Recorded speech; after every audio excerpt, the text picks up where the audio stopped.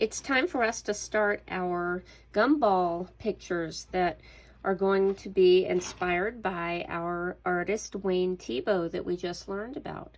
And so this is just a little copy, a little small print of one of Wayne Thiebaud's gumball paintings. And so ours isn't going to look exactly like his, but we're going to be inspired.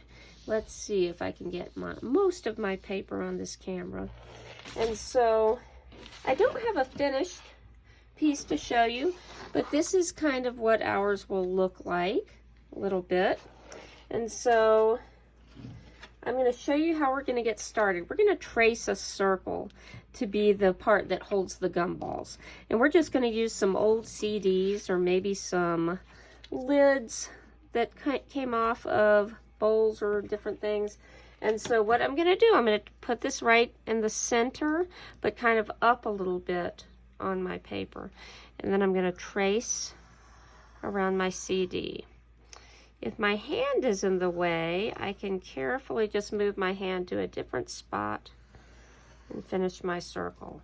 And if it gets a little bit wiggly or a little bit off, that's okay. You can, if you've drawn nice and light, you can erase it and adjust it a little bit.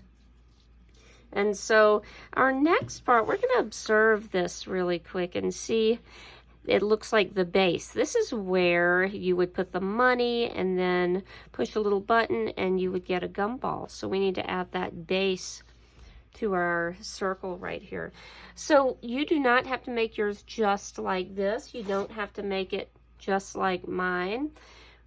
If you want to adjust it to look a little bit differently, that's totally fine. So I'm just going to come down a little bit, and I am going to see my bottom of my circle. I'm going to try to make a line that's kind of parallel to that. Not perfect, but that's good enough for me. And let's see, I think I'll come out a little bit more.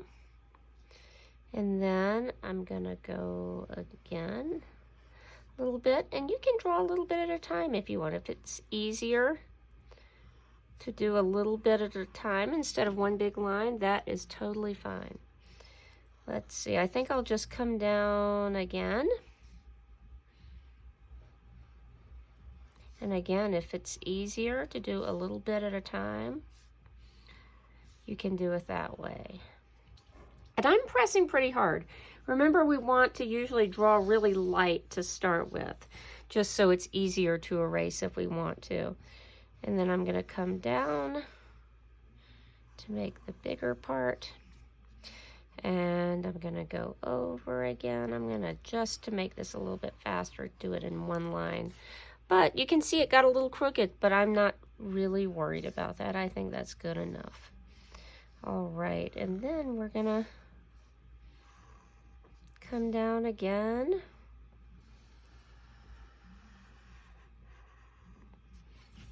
All right, I think I'm going to leave it just like that. And so I see this little kind of a drawer thing on here. And if you want to look, I'm going to have some of these little pictures available. If you do want to try to copy it a little bit more to look like that. And I don't know that I have exactly this same kind of look that Wayne Thiebaud had, but this is going to work for me. And then I see a big sort of an oval shape here. So you could do that. You can see I would have to erase that little bit, but if I think that's going to be all colored in dark like this, then I'm not going to even worry about that. And so next thing I think I'm going to do is put sort of a tabletop. You can see the tabletop here. So I'm just going to draw a line, and I'm going to skip. I'm going to finish the line, and I can just leave it like that. I'm going to do that for now. If you want to show the edge of a table like this, you can do that. So this is our basic gumball machine, and I think I am going to erase this little bit. There we go. In our next step, we're going to trace our lines with a Sharpie. So remember, with a Sharpie, you want to be really careful. Push up those long sleeves We don't want to get Sharpie on us. And we probably should put something under our papers to protect our table. You can see I have a board here. And if you are with me at school, we have our Sharpie mats that we can use just to make sure that we don't get Sharpie all over the table. Do you see how I'm turning my picture around to trace? I think that's easier than trying to draw it all facing the correct direction. So that's just what works for me. But we're going to trace all of our Sharpie lines. And I am not going to finish this all right here on the video because I think you get the idea. But I would trace all of my lines, and I'm going to actually go ahead and write my name right here at the bottom. Oops. So you can make sure that your name is on your artwork.